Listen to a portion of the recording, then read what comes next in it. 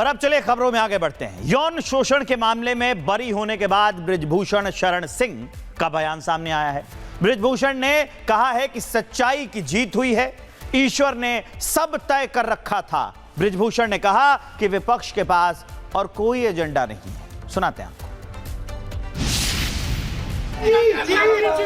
दिन है क्योंकि जिस जंतर मंतर पर आपका घर है उसी जंतर मंतर पर एक मजमा लगा और बड़े बड़े पहलवान बैठे, राजनीतिक मंच बनाया गया, तमाम बड़े बड़े नेता वहां पर आए और निशाने पर थे आप, और आरोप था यौन शोषण का, यौन उत्पीड़न का। कितना बड़ा दिन आपके लिए आज है?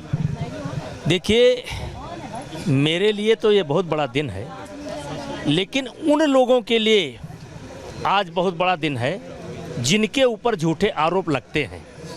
तो मैं कहना चाहूँगा कि अगर आपके ऊपर झूठे आरोप लगे हैं तो टूटो मत, और उनके परिवार से भी कहना चाहूँगा कि बच्चे को छोड़ो मत, साथ दो।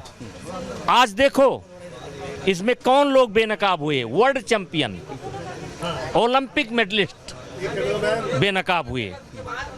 कौन बेनकाब हुआ? बड़ी बड़ी पार्टियां, देश की सबसे बड़ी पार्टी, तमाम ऐसे लोग जो वर्तमान में मुख्यमंत्री थे।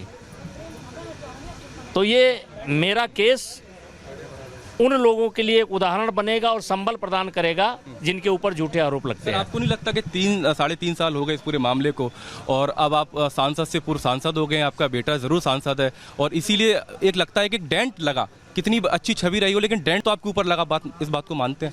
नहीं, देखिए, हम ईश्वर को मानते हैं।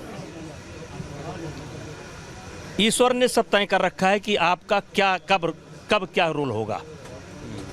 अगर मैं सांसद नहीं हूं तो 3 साल मुझे क्या करना था वो ईश्वर ने तय कर रखा था। आज मुझे प्रसन्नता मिली, आगे क्या करना है वो भी ईश्वर ने तय कर रखा होगा। और मैं समाज के लिए और कमज़ोर लोगों के लिए जो भी 1 लोग, 2 लोग, 4 लोग जिनकी मदद करने लायक हूँ वो करता रहूँगा। लेकिन इसमें खेल का नुकसान तो हुआ ही, साथ में देश की जो एक छवि थी पूरी दुनिया भर में देखा कि उस संघ को, WFI को, उसके पूरे टीम को वो कर दिया गया, नई टीम बनाई गई। तो आपको लगता नहीं देश की छवि भी तो धूमिल हुई है? देखिए, हम केवल इंडिया की फेडरेशन को नहीं, पूरी वर्ल्ड की जो फेडरेशन है उसको भी एक धक्का लगा, और खेल जगत को एक धक्का लगा कि ऐसे भी होता है।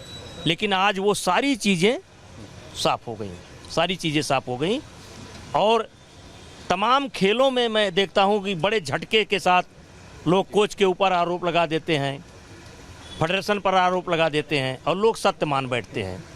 तो अब उम्मीद है कि इस केस का फायदा उनको मिलेगा। आरोप तो सर बहुत लोगों पर लगते हैं। आप बाईजित बरी हुए हैं कोर्ट से। जो आरोप लगाने वाले लोग थे वो आम लोग नहीं थे, बड़े लोग थे, और उनके पीछे कुछ ताकतें थी, ऐसा आप इल्जाम लगाते रहते हैं। देखिए, उनकी छवि बहुत खराब हुई है। मैं तो निकल आया, लेकिन जिन्होंने आरोप लगाए थे उनकी छवि बहुत खराब हो गई, और वो जनता का सामना नहीं कर पाएंगे। पब्लिक यहाँ पर टेंट वेंट लगा हुआ है, खूब पटाखे चले हैं। पहले से आपको पूरी उम्मीद थी कि फैसला आपके पक्ष में? फटाफट पटाखा लगा है, ये सब फटाफट लगा है।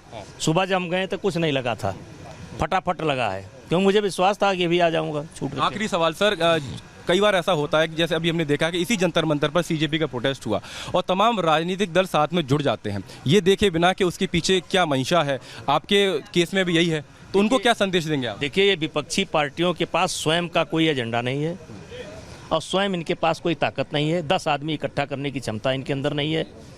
ये कभी महिलाओं के पीछे खड़े होते हैं, कभी CJP के पीछे खड़े होते हैं, कोई एथेनॉल को लेकर के भग रहा है।